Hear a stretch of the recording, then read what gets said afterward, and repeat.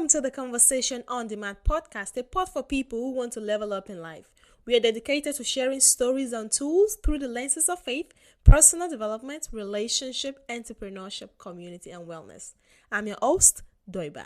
Today, I have on the show Ilana, who is a certified money mindset coach. She's helped her clients unlock their money blocks and create thriving businesses. Welcome to the show, Alina. I wanted Alina to come on the show is because, for the most part, the people that listen to my podcast are within, their young teens, early 20s and 30s. And a lot of people tell me, like, I'm a little too young to be thinking about money, retirement, investment, things like that. But in this episode, we are dedicated to making sure that, we are upping our money game, because money is very, very essential for life. We all need it. We don't love money. We like money and wealth, generational wealth. All of these are things that community really do need to be educated about. So I reached out to my good friend, Alina. She's currently in Switzerland, South African, but she's currently in Switzerland. Alina, can you please welcome to the stage? Please introduce yourself, what you're all about. And we're excited to have this conversation with you. Go ahead. Okay, thank you. And thank you for having me. To your listeners, I'm based in Zurich in Switzerland, originally from South Africa. I'm Ilana, and I'm a mindset money coach and NLP practitioner. The first thing you said, which caught my ear, was we don't love money, we like money. I don't know why you don't love money, because money creates opportunity. It opens doors to many things in your life, to a lifestyle, to helping yourself, the next generation, for your old age. It creates many, many choices and opportunities that are yours if you have a good relationship with money. I work with predominantly women of all ages, the younger the better, because I believe that if you're not investing your money, if you're not saving money, if you're not changing your habits about money, you're robbing your future self. That money's yours. You can blow it on Saturday night, having a big party, or you can save it and build up a lovely savings. You can buy a house, you can put down money for a car, you can do many, many things. If you have money, you can get education. You can further your education and do things with your life. So by loving money, it's not a negative thing. We were taught many money myths by our parents, that money's evil, money's dirty, money's not going to bring you love, money's not going to do all these things. But it's actually just the opposite. Money is an energy. Right. You create the energy, you create the flow in your life. Right. I guess my thought process around saying money, we don't love money, is the fact that some people, I believe that, with everything that is worth valuable, once you get hold of it, some people love money because once they have it, they don't want to release it. And my mindset, I don't believe that whatever you owe tightly, really releasing the energy doesn't really go into the world and creates, amazing things. Of course, I agree with you about the opportunities that money can afford to me, but I'm thinking in terms of how people really, really cherish money to the extent that if you take away money from their life, the value system, shifts. I just don't agree on that end, but I definitely agree with the fact that, the opportunities that money can afford us. So I guess my other question would be, what has been your experience working with women and destroying those limiting beliefs around money, especially from a lot of us, our parents really tell us, oh, money is evil. I don't think money is evil. I believe that money does not have any morality in itself. I believe that it takes the form of the person that owns it or has the wealth of money determines what that's going to look like. So what has been your experience working with women who were coming from a place of, some of them, from poverty or trying to live beyond just paycheck to paycheck? What has been your experience working with women around this mindset? We call that living from paycheck to paycheck, more month than money. And very interestingly enough, talking about poverty, I come from poverty. Poverty is relative to everybody. I come from South Africa. We grew up poor, single mom with 5 children, and she worked 2-3 jobs. She hardly made enough money to give us the things that we needed. We had hand-downs. I knew what it was like to go without. I knew that we were different to other kids at school. So I know what poverty is. Mm. Money. Yeah, sorry, you're going to ask me something? No, you go ahead, please. The women that I work with have got, because of issues like poverty, like what I had, we self-sabotage. We grow up with money blocks, with limiting beliefs, with behaviors that are not our behaviors or beliefs, they're our parents' behaviors. We adopt, we inherit our families, our parents' beliefs around money. What they think about money becomes our beliefs. I work with those women to change those beliefs because they do not serve us. Right. It does not serve you to think that I will never be rich. I have to side hustle. I have to work so hard. I have to do all these terrible things. I have to sell my soul. That is not true. If you work smart, if you are creative, if you find the opportunity, if you are authentic, if you know what you offer to the world, money is the reward. That's beautiful. If you take your client from where they are to where they're going, where they need to go, they will pay for your services. They are not going to not pay you. So if you have an offer or if you're working in your business, your clients reward you by paying you. And now something you said really resonated with me. A lot of people believe that for you to have money or be wealthy, you really have to just work hard. You have to suffer your way up to the top. I do not believe that. And it's so interesting how you're saying that some of the women you're working with also have this mindset about working out instead of working smart.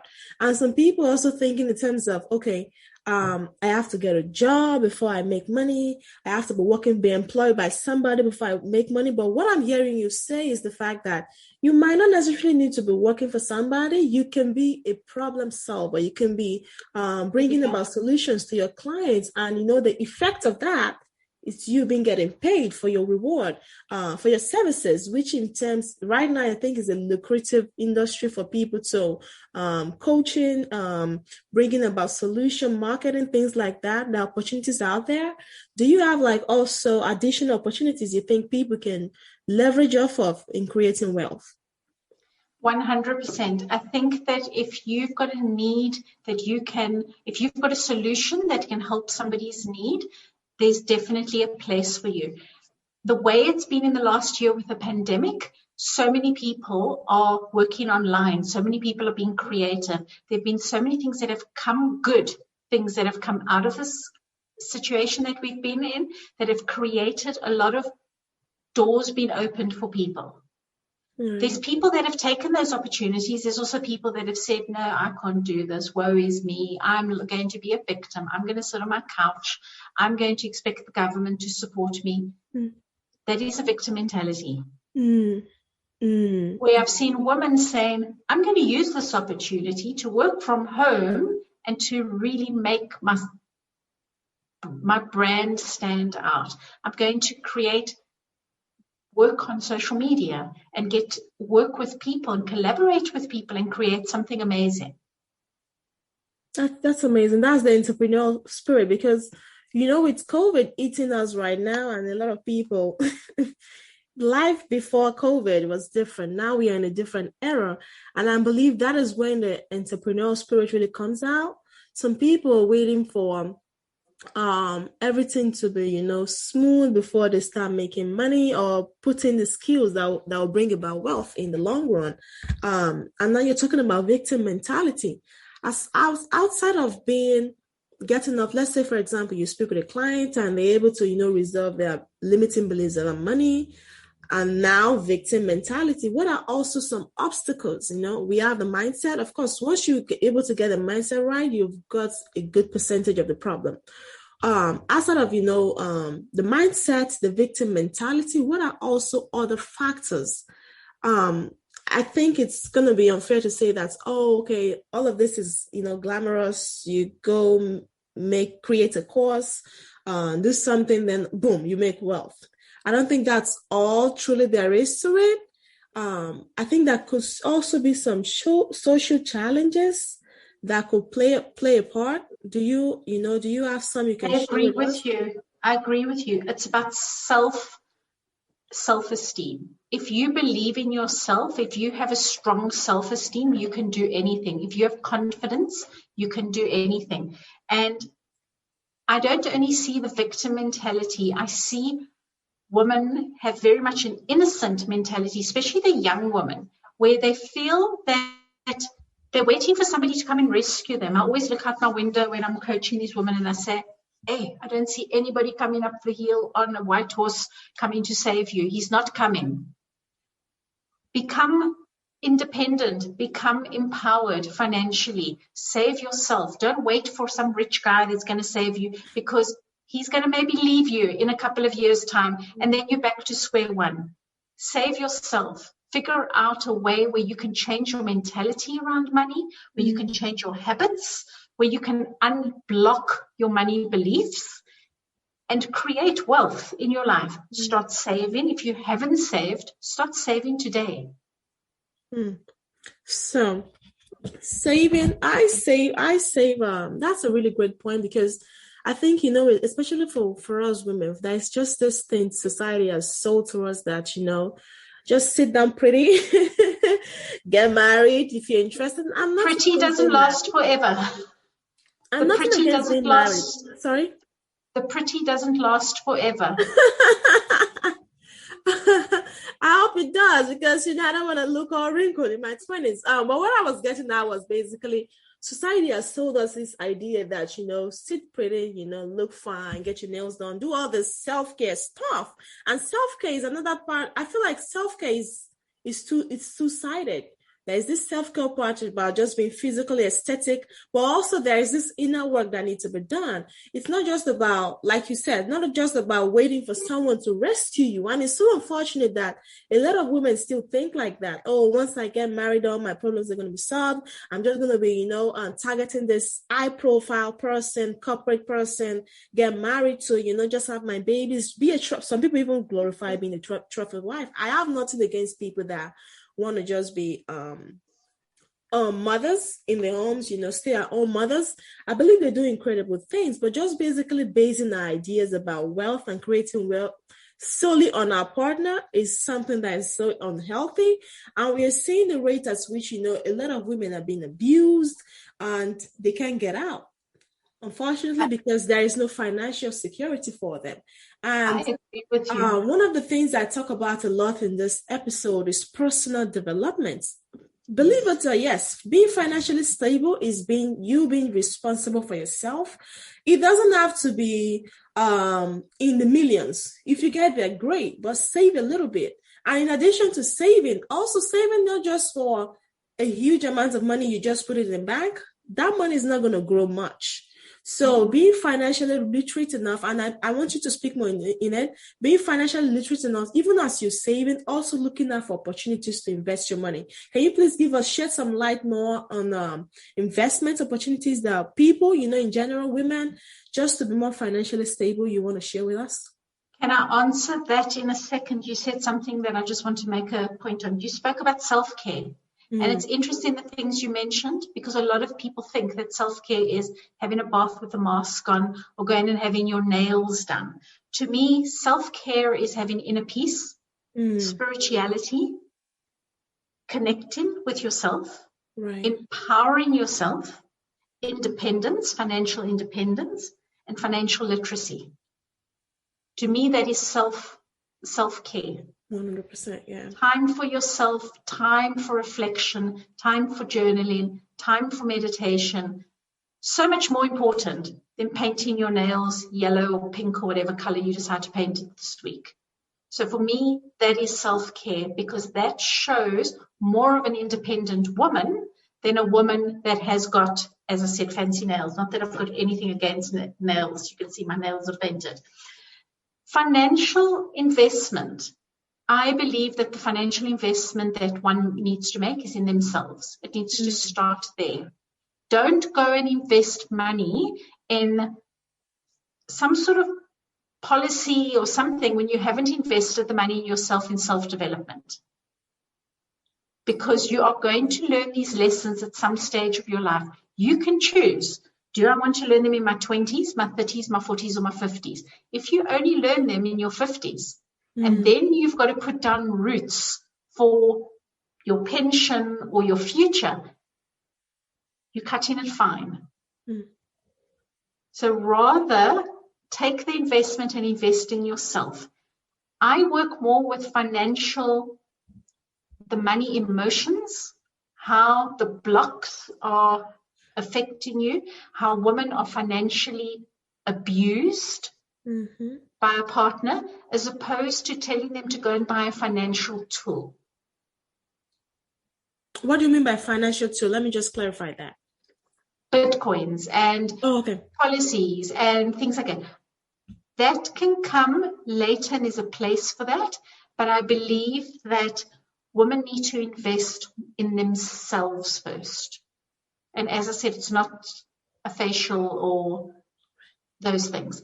It's more about what gives them inner peace, what gives them spirituality, what gives them empowerment, financial literacy. Do they understand what's going on in a budget? Do they understand what's going on in their bank account? Do they have control of their bank account? Or do they have their head in the sand like an ostrich and expect somebody else to do it? Some man to take control of their finances.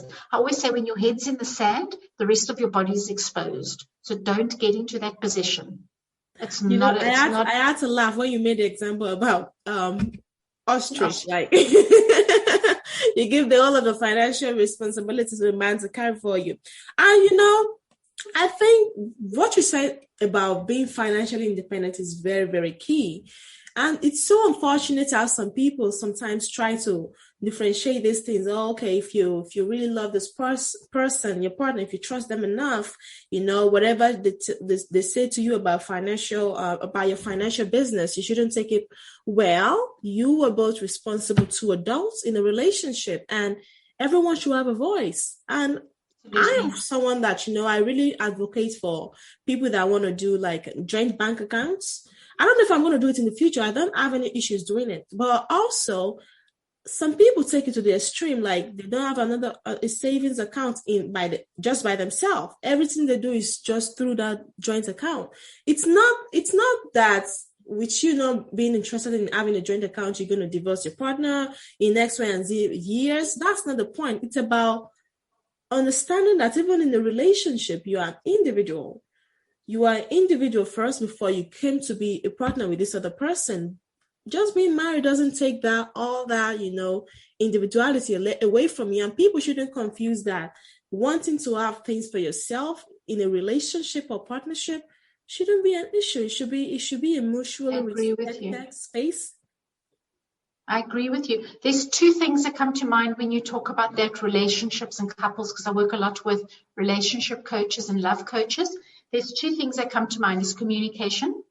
Communicate with your partner about money. The same way that you communicate about where you're going on holiday, what you're going to have for dinner, communicate about money. Communicate how much money there is. What are the future plans about money? How are you planning to buy a house? Are you planning to have joint accounts, separate accounts? How are you going to budget together the finances? So communication is number one. The second thing is expectations. The partner could have expectations of, I'm going to marry this girl. We're going to have a nice, big, fancy lifestyle, 2 cars, holidays to Miami, etc., etc. And she's thinking, I'm going to marry this dude and have babies. I'm stopping work tomorrow. I'm done. I want children. I want 4 children. I want to be stay-at-home mom and have a housekeeper or whatever, or not pay. Talk about it. Communicate. Because he will feel trapped if that happens. If you go and get yourself pregnant and he doesn't have the idea that this is what we're planning together, because a woman's got complete control if she gets pregnant or not. If he is not in it with you, that is where the marriage can start breaking down. Expectations are often one of the biggest obstacles to any financial breakdown. And then what happens is he then controls the money situation. And that's often where you see financial abuse. You see physical abuse, emotional abuse. I see a lot of financial abuse where the husband controls the money, he controls the wife. He controls her spending. He controls how she can meet her friends and what she can do and what lifestyle she can have. Right. It's so unfortunate, for a partnership supposed to be love-based partnership to go that way, but people, it really do happen. And when a woman is financially very, very dependent on another person, it's a sad place to be, because not only with all the many factors you talk about, I took some classes in, women's health and reproduction. So I kind of have an idea of how this plays out, in a sense that let me tell you, women are powerful beings, but money is just as powerful. And that is, like you said, so many opportunities that money can afford you. But if you give all of that away because you are unable to fully communicate your expectations, what you want the relationship to be, what you want to bring to the relationship, which is so unfortunate, because for most women, they don't want us to, the society basically sometimes don't give us the voice to really, really communicate all these expectations with our partners. But it's so important, because once you're in those relationships and you really do not have the means, the freedom, because you're so dependent on this other person. But I'm so happy right now it's changing. As women get more, empowered about money mindset and things like that, it's changing. But we still need to continue doing more and also take personal responsibility. Relationships are great. Yes. I'm in a relationship myself, right? Relationships are great, but you have to know that personal responsibility is just as important. So, invest in yourself, like Alina said, invest in yourself. Take inventory of where your money is going to and what your money can afford to you. Communicate your expectations in relationship and invest in yourself first. That's the biggest amount of investment you can do. Invest in yourself first. And community. And please tell me how important community plays in the role of people being financially independent and building wealth. Alina. Community plays a huge part, because as women, we're not islands. We need other women to support us. So community plays a huge part in it. I was thinking, just when you were talking about, just before what you were saying about saving, I always tell my client, people always ask me for tips about money. And I always say to them, do you want to earn 10,000 extra this year? And they're like, what? You want to save 10,000 extra? It's basically $27.40, pounds, whatever, per day. So if you think you can find ways to save $27.40 a day, if it is the Starbucks coffees, if it is lunches out where maybe you can have a lunch at home, where you spending that $27.40, if it's going to the supermarket and you've got plenty stuff in your fridge, because going to the supermarket is an outing now when we're in lockdown, $27.40 per day is 10,000 at the end of the year. Basically strategizing on how to take those inventory of your spending, because sometimes now you bringing up that calculation get me thinking, oh my goodness, I really need to be doing that. I'm very, very, I live below my means. I've always been that way, but I feel like I could still do more with just calculation you just gave me. If I'm saving, $27, is it 27 or $27.40, you said? $27 per day, yeah, $27.40. A day, like that's so possible. And community really plays a huge role, because sometimes your friends are the ones that, bringing up this new trends online or this shoes that are trending. You really need to surround yourself with people that, can hold you accountable to your goals, especially your financial goals, because all of those really, really play a big role. And outside of just, partying and doing fun stuff, there is so much world out there that is traveling to really, really good places. Instead of you spending that money on buying that Gucci bag that, you're trying to impress people that for the most part, they don't even know what the heck you're carrying. Just being honest. They don't know what you're carrying. And there's nothing wrong in buying expensive, luxurious bag. Believe, women, people in general, we deserve luxury. And, if you can afford it, go for it. But some people just trying to buy these items just to impress people that don't really give it, don't care about them a bit. It's just so unfortunate. Exactly. So maybe you reinvest that money into going somewhere really nice. Take a travel out of the States. Take a travel out of your city. Go for a good vacation where you can really refresh your soul, refresh your body and your mind, and be creative in the process. And also being creative, because I believe if you're able to invest in yourself enough, that without outflow, without outpour of love, consciousness, beauty you have, the people around you benefit as well. So community really plays a big role. It's Absolutely. a give and take kind of relationship.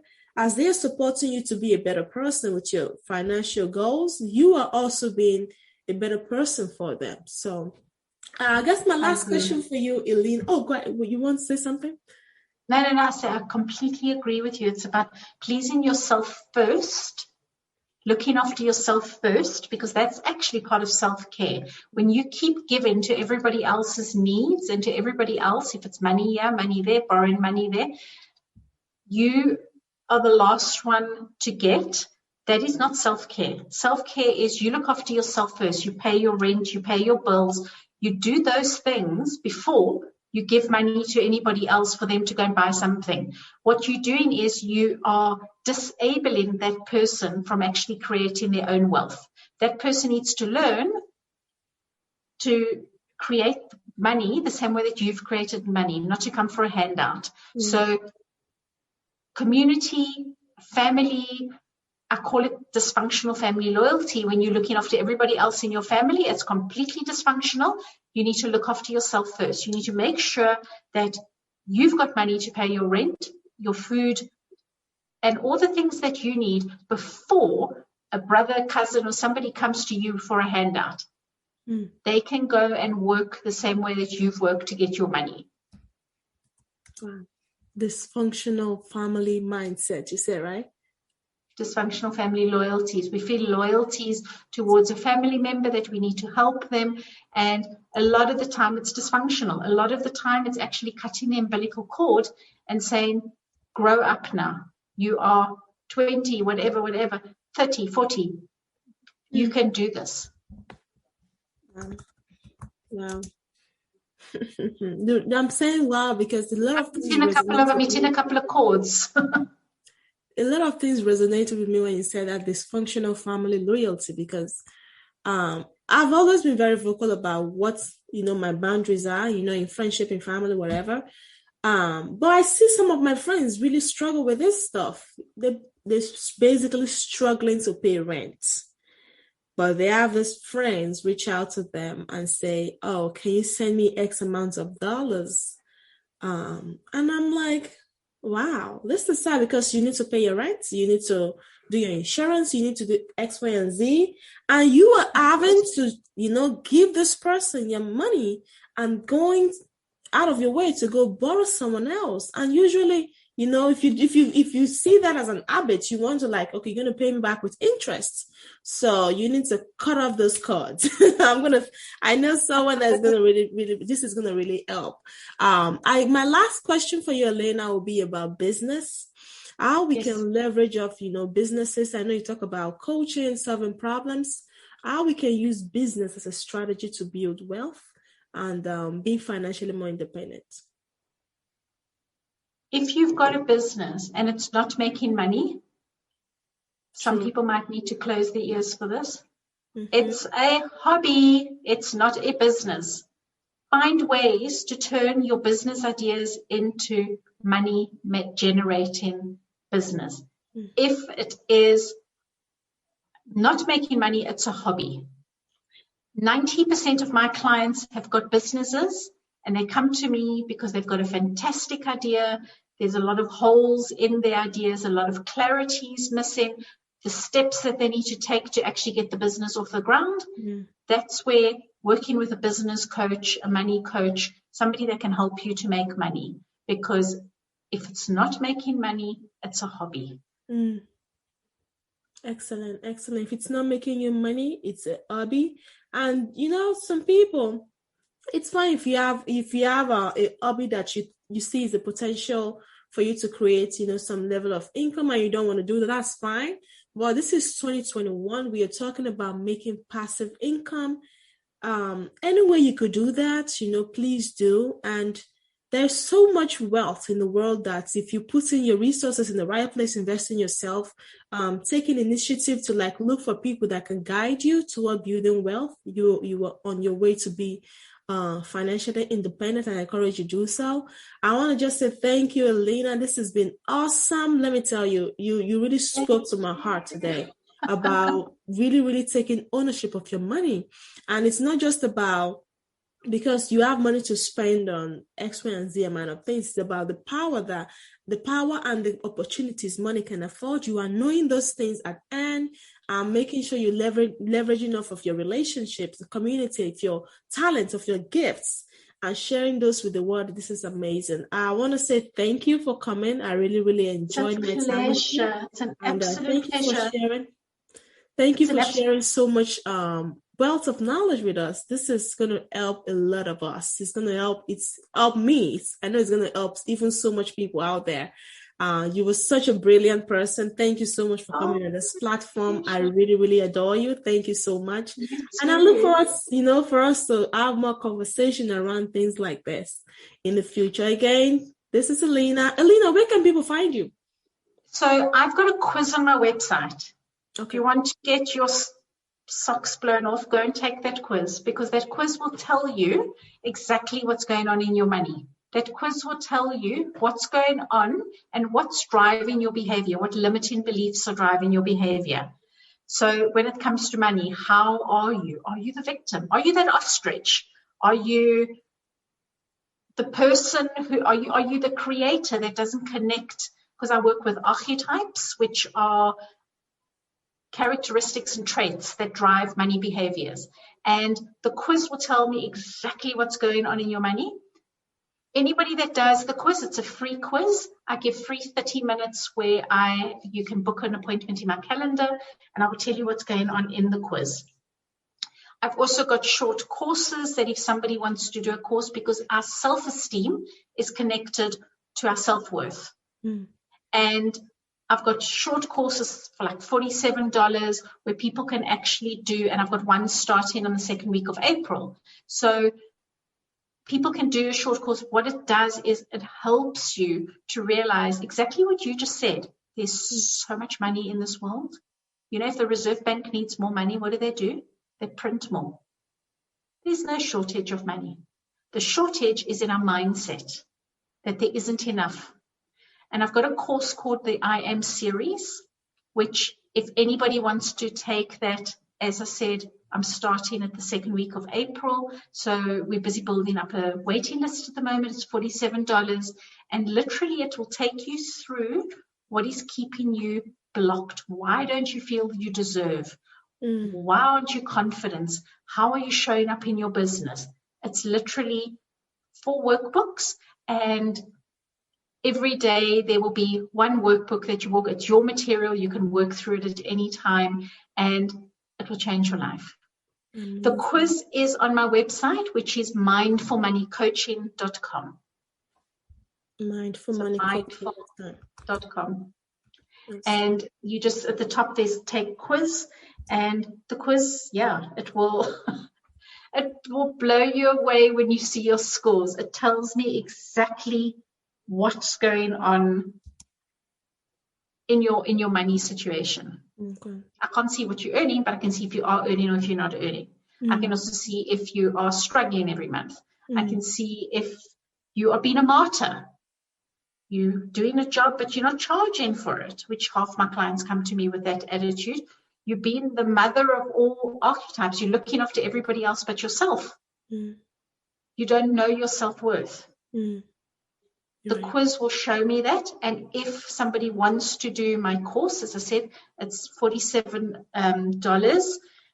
There's actually going to be an offer if people sign up where you can buy one and give one to your business buddy or to your accountability partner. So 2 people are doing it basically for $47.